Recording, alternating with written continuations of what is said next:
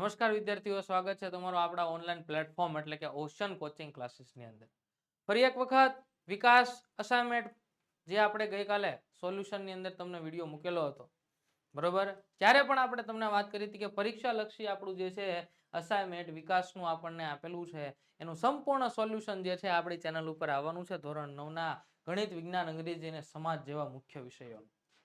એની અંદર આપણે ગઈકાલે ધોરણ 9 વિજ્ઞાન એનું આપણે અસાઇનમેન્ટનું સોલ્યુશન જોયું હતું. એની અંદર જે કોઈ પણ પ્રકરણ પ્રથમ પરીક્ષાની અંદર અભ્યાસક્રમની અંદર છે એવા પ્રકરણોના સેક્શન એ માં MCQ નું આપણે સોલ્યુશન આપણે જોયું હતું છેલ્લા વિડીયોની અંદર.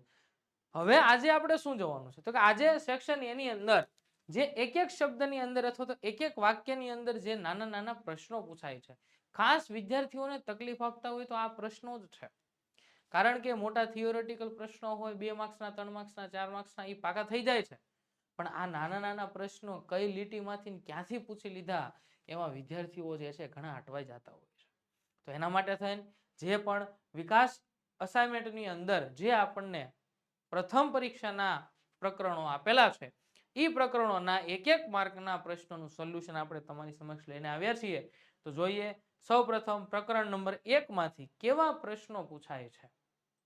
તો પ્રશ્ન એવો છે કે નીચે દર્શાવેલ પદાર્થોને તેમના કણોની વચ્ચે વધતા જતા આકર્ષણ બળ અનુસાર શેના આધારે કીધું છે?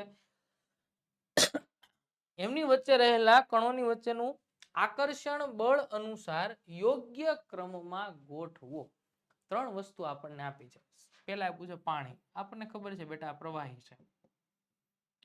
ત્રીજું આપેલું છે ઘન, ખાંડ જે છે ઘન છે, અને ઓક્સિજન આપેલું છે એ વાયુ. ઘન, પ્રવાહી અને વાયુ આપણને ખબર. તો કે નીચે દર્શાવેલા પદાર્થોને તેમના કણો વચ્ચે વધતા જતા આકર્ષણ બળ અનુસાર કે આ ત્રણેયમાંથી સૌથી વધારે આકર્ષણ બળ કોની અંદર વધારે હોય? તો તમે ઘન, પ્રવાહી અને વાયુના ગુણધર્મો ભણ્યા તમને ખબર હોય કે ઘન પદાર્થની અંદર સૌથી વધારે, એનાથી થોડું ઓછું પ્રવાહીમાં, અને સાવ ઓછું કોની અંદર હોય છે? વાયુમાં. તો એનો ક્રમ પણ જુઓ, તમને કંઈક એવો જ મળ્યો છે કે સૌથી વધારે, સૌથી ઓછું ઓક્સિજનમાં, બરોબર, એના કરતા પાણીમાં, ને પછી શું છે તમને ખાંડની અંદર આપેલું છે, બરોબર. આકર્ષણ બળ જે છે વધતા જતા આકર્ષણ બળ અનુસાર યોગ્ય ક્રમમાં આપણે ગોઠવેલું છે. ત્યાર પછી આપણે કીધું કે કદનો SI એકમ શું થાય? કદ એટલે શું? બરોબર, તો કે પદાર્થનો જથ્થો દર્શાવતી ભૌતિક રાશિ જેને આપણે કદ કહીએ છીએ એનો SI એકમ, તો કે ઘન મીટર જે છે તેનો SI એકમ જે છે થાય. તો અહીં જો તમને આપેલું છે કે ઘન મીટર, મીટર સ્ક્વેર, બરોબર, એ એનો SI એકમ છે. ત્યાર પછી આપણે વાત કરીએ કે બરફનું ગલન બિંદુ કેલ્વિન માપક્રમમાં જણાવો.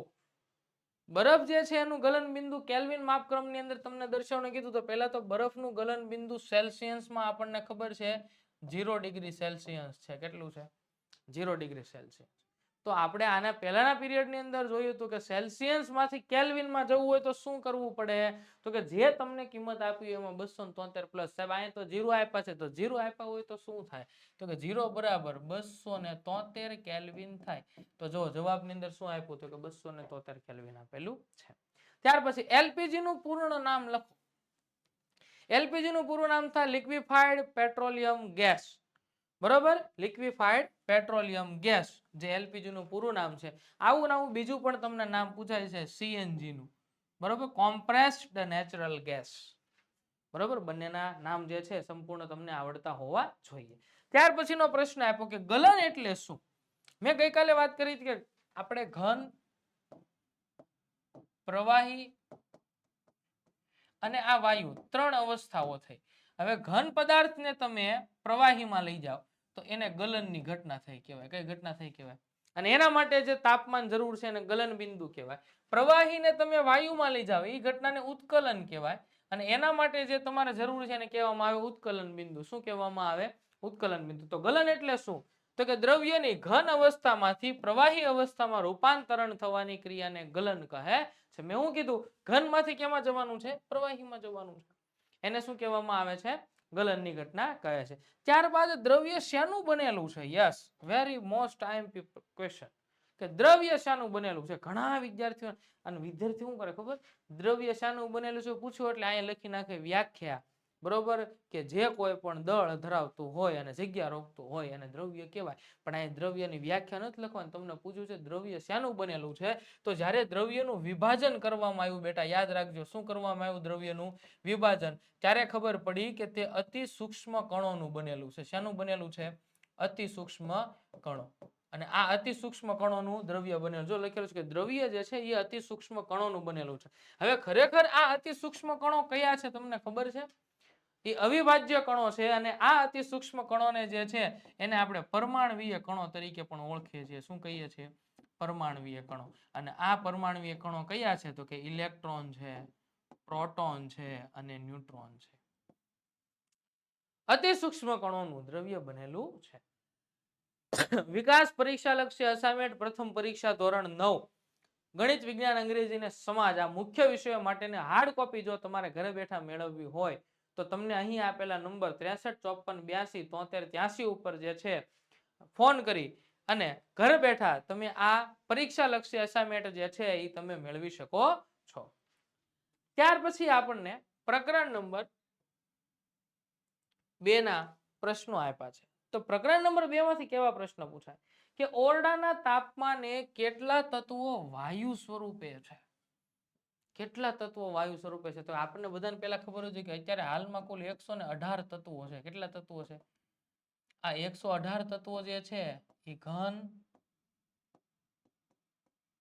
પ્રવાહી અને વાયુ આ ત્રણેયની અંદર વિભાજન પામેલા છે. તો એમાંથી આપણને પૂછ્યું કે ઓરડાના તાપમાને કેટલા તત્વો છે કે જે વાયુ સ્વરૂપે છે? તો કે આપણને બધાને ખબર છે કે 11 જેટલા તત્વો છે. કેટલા તત્વો છે? 11 જેટલા તત્વો. જો જવાબ આવી ગયો. આ 11 જેટલા તત્વો જે છે એ વાયુ સ્વરૂપે ઓરડાના તાપમાને જોવા મળે છે. ત્યારબાદ પિત્તળમાં રહેલ ઘટકો અને તેમનું પ્રમાણ જણાવો. બેટા પિત્તળ શું છે? તો કે આ પિત્તળ જે છે ને એક પ્રકારની મિશ્ર ધાતુ છે. કેવી ધાતુ છે? મિશ્ર ધાતુ. હવે આ પિત્તળ મિશ્ર ધાતુ શેનાથી બનેલી છે? તો કે એક તો એની અંદર કોપર છે, આપણને ખબર છે. તો કે જોર્યું આ કોપર, કોપરની બનેલી છે. અને બીજું એની અંદર આવેલું છે ઝીંક. શું આવેલું છે?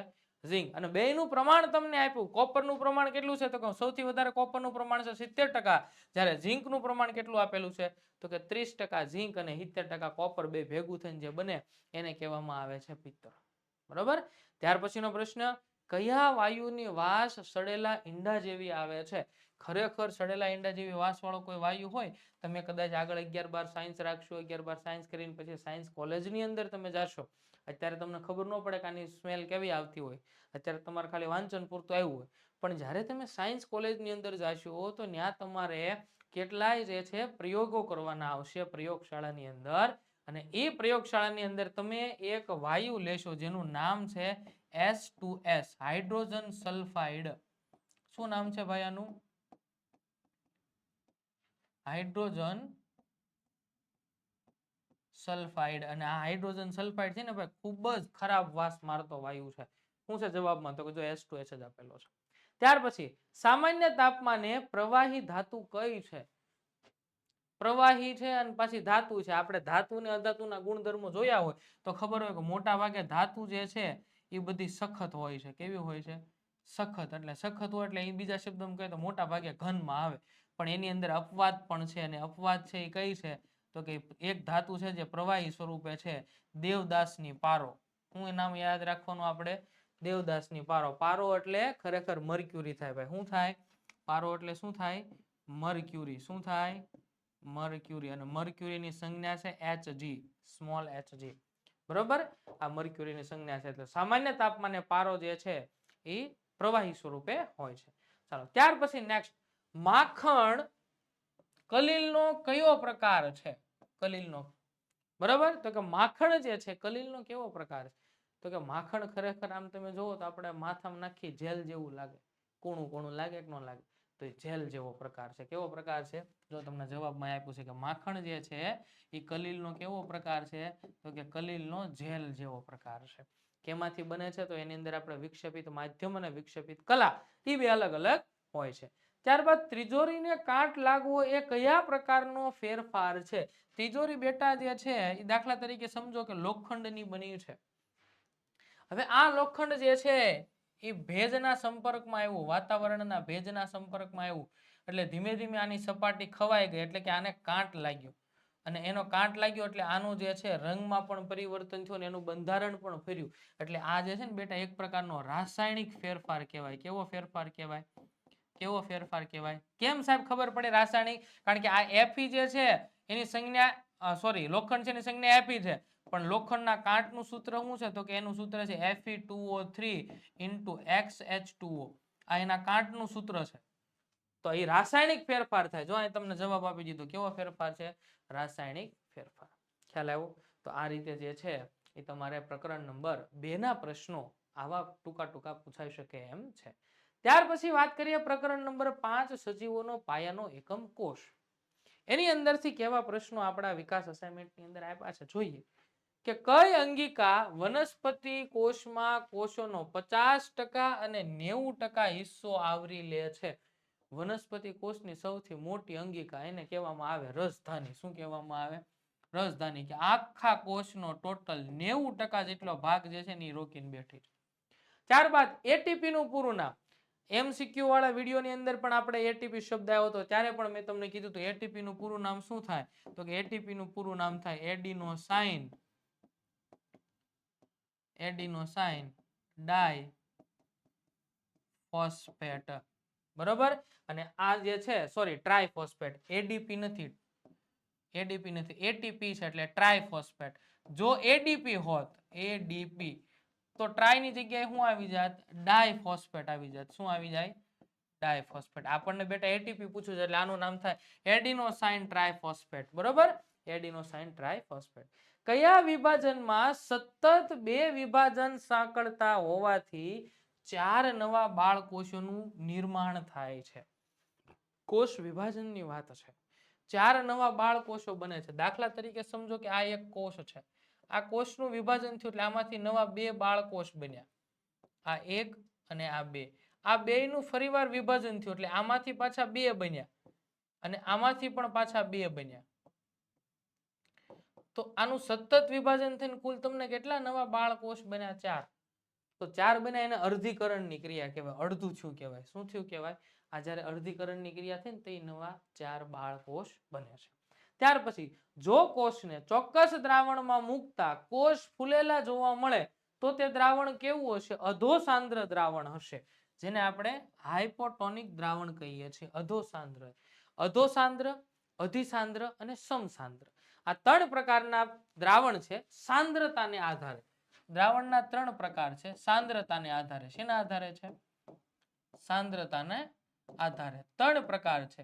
અધિસાંદ્ર, અધોસાંદ્ર અને સમસાંદ્ર. ચાલો ત્યાર પછી રંગસૂત્રો શેના બનેલા છે? તો પેલા આપણે એક MCQ પણ જોઈ ગયા કે રંગસૂત્રો કોની અંદર આવેલા? તો કે રંગસૂત્રો કોષ કેન્દ્રમાં હોય. કેમાં હોય? કોષ કેન્દ્રમાં. હવે પ્રશ્ન એવો છે કે રંગસૂત્રો શેના બનેલા છે? તો કે રંગસૂત્ર એક તો પ્રોટીનના બનેલા છે અને બીજા DNA ના બનેલા છે. જો પ્રોટીન અને DNA ના. હવે આ DNA આવ્યું તો DNA નું આખું નામ પાછું તમને આવડતું હોવું જોઈએ. આપણે MCQ વાળા વિડીયોમાં પણ મેં તમને કીધું હતું. આનું આખું નામ થાય ડીઓક્સી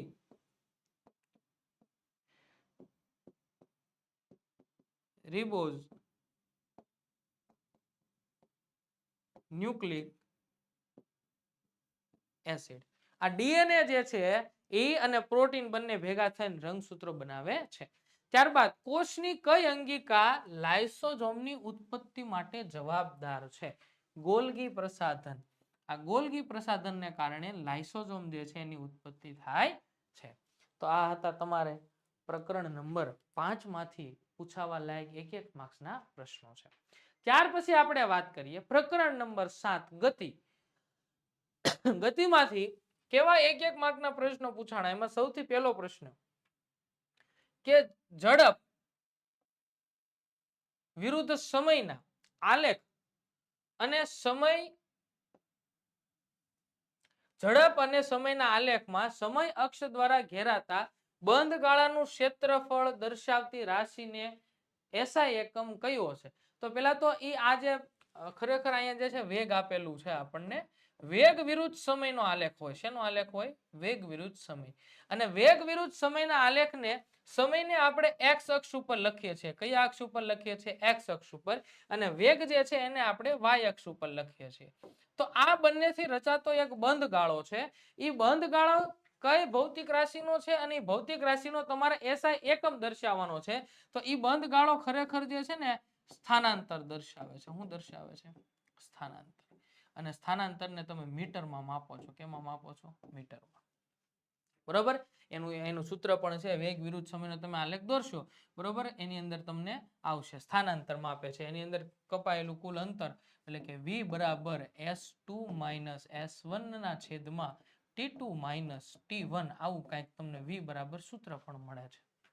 બરાબર? તો એ આપણે મીટરમાં માપીએ છીએ. જો ગતિમાન વાહન માટે વેગ વિરુદ્ધ સમયનો આલેખ સુરેખ હોય તો રેખાનો ઢાળ ઋણ હોય તો વાહનની ગતિ કેવા પ્રકારની હશે? પહેલા તો આપણને કહી દીધું કે આ આલેખ જે છે સુરેખ છે.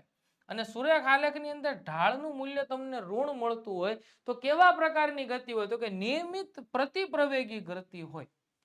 કેવી ગતિ હોય? નિયમિત પ્રતિપ્રવેગી. હવે પ્રશ્ન એ થાય પ્રતિપ્રવેગી ગતિ કોને કહેવાય?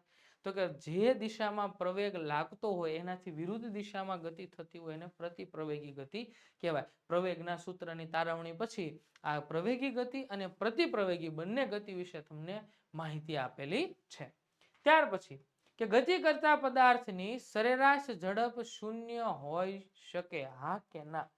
કોઈ પણ પદાર્થ ગતિ કરતો હોય અને ગતિ કરતા પદાર્થની સરેરાશ ઝડપ શૂન્ય થાય ક્યારે? શક્ય જ નથી, ન થાય. એટલે જવાબની અંદર કદાચ શું આવે? ના. શું જોઈએ? તો કે જો ના જ આવ્યું. ક્યારેય પણ ઝડપ શૂન્ય ન હોય.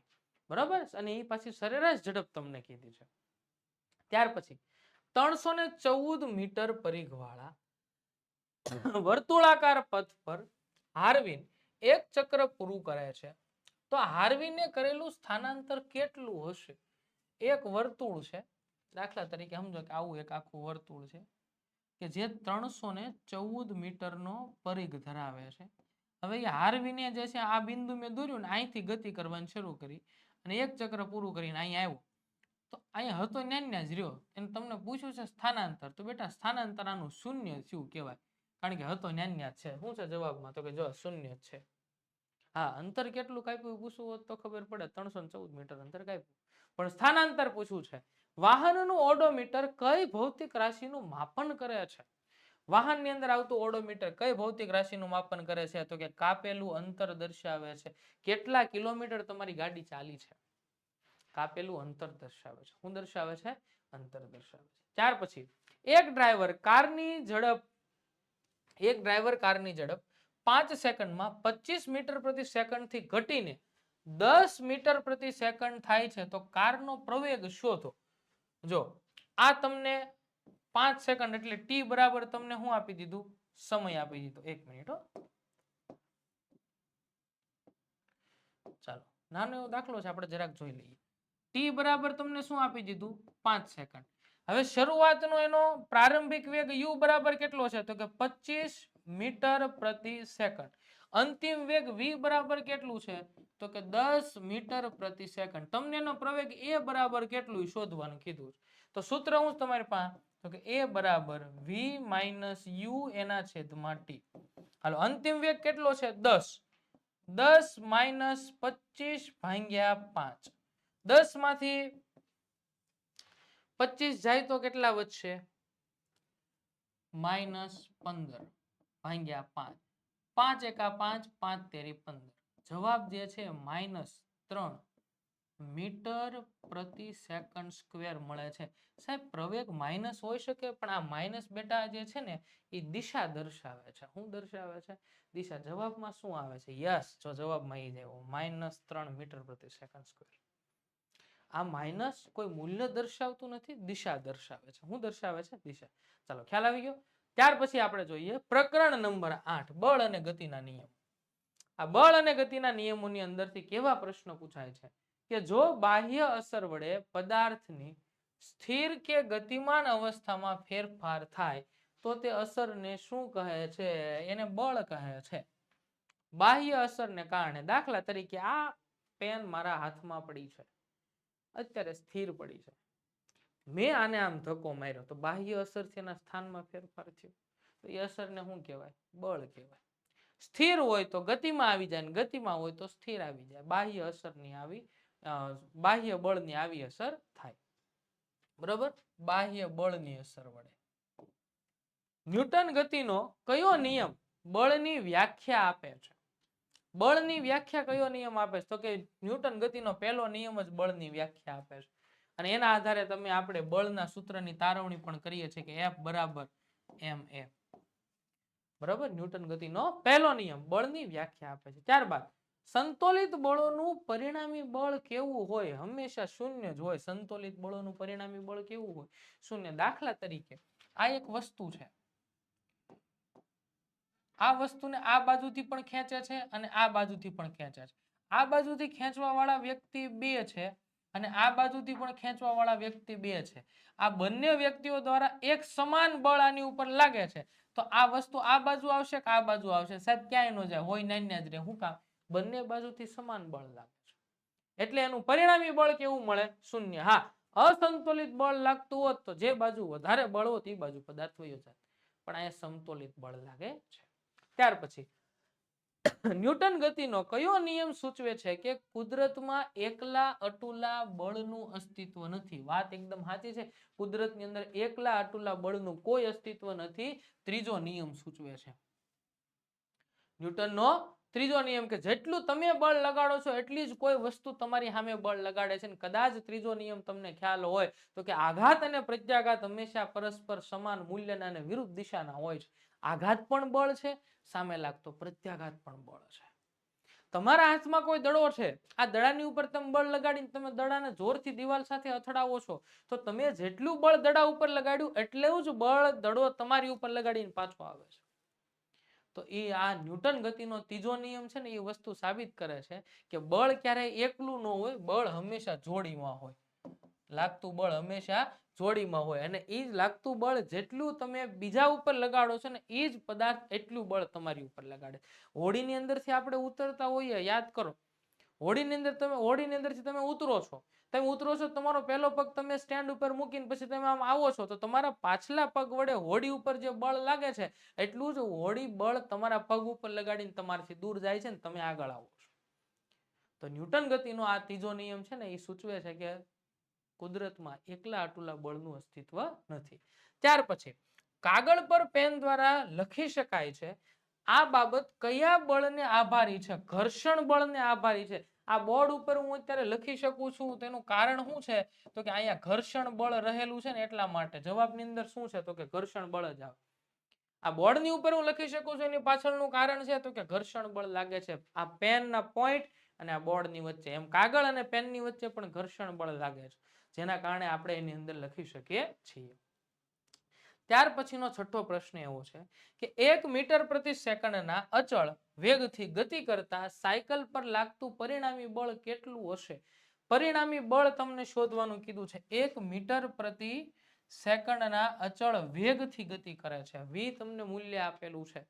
એટલે એનું પરિણામી બળ કેટલું હોય? તો કે એનું પરિણામી બળ બેટા હંમેશા શૂન્ય હશે. કારણ કે બળનું મૂલ્ય કોના ઉપર આધાર રાખે છે? તો કે F બરાબર ma, પદાર્થના દળ અને પદાર્થના પ્રવેગ ઉપર આધાર રાખે છે. એટલા માટેનું પરિણામી બળ કેટલું હશે? તો કે પરિણામી બળ, સાયકલ પર લાગતું પરિણામી બળ શૂન્ય હશે.